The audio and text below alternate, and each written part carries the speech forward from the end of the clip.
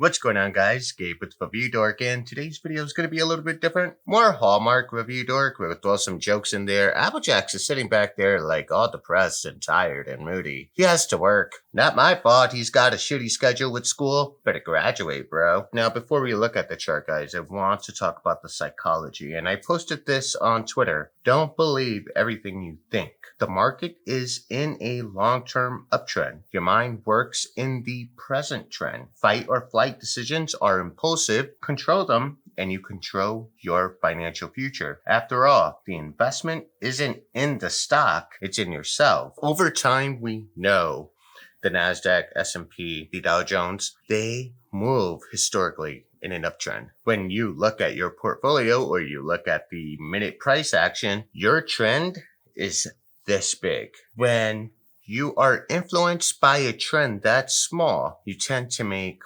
horrible decisions. And a great example of that would actually be Lucid, which took a dump today, but after hours, it's green. Let's go ahead and look at what happened to AMC. And for the most part, what I see is sideways trading up until the very end. The very beginning, we took a dump. The very end, we took a dump, and we are managing 36.73 in after hours. Let's go ahead and show you guys something. What does that chart look like? Dump, consolidation, dump.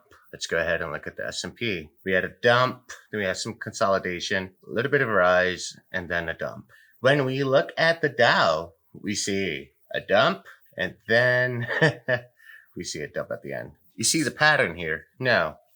We're going to look at the Russell 2000 because this is where AMC is heavily weighted. And again, we see the same trend, a dump, somewhat consolidation, and then a dump again. Now, why did this happen? You can go on over to StockTwits, and immediately, when people don't understand the mechanics of the market, they're automatically assuming manipulation by Citadel or Citadel and the hedgies. And you won't see this just on StockTwits. You'll see this on Webull. You'll see this on Twitter.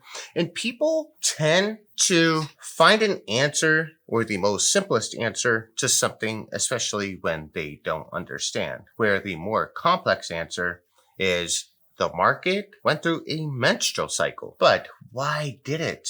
Well, here's something for you to understand some more. The rapid rotation away from growth and technology stocks also came as treasury yields added to recent gains. The yield on the benchmark 10-year note jumped more than 5 basis points to top 1.54%, reaching its highest level in June. Now, the NASDAQ is down 2.8% on the day, and it's its worst day since March. And so there is a correlation between yields and the way the stock market performs. Also, we have to talk about Judgment Day on Thursday because the government can't figure out its own head. We have the Dems and the Republicans, and they're sitting there like, who's got the biggest pair of nuts? Senate Republicans block U.S. debt limit hike as shutdown looms. There's always negotiations going on the floor, right?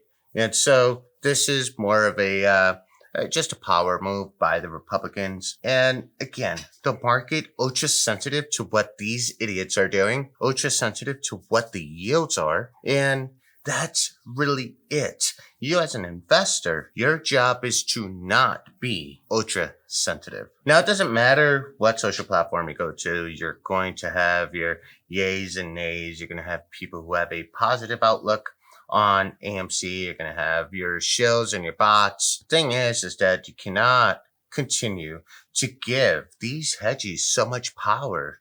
This omnipotence. They want you to believe it. It's all an illusion. They want you to believe it, and they want to fatigue you before you get to the promised land. Now, I'm going to blow your mind here because we are going to visit Ortex data. When we had our first mini run-up, days to cover was elevated at 2.25 days. It dipped, and then we had a run-up. The next time it peaked, 3.92 days. It dipped, and then we have a run-up. And as we could see here, updated September 27th, and I said in my last video that it was going to update from September 20th.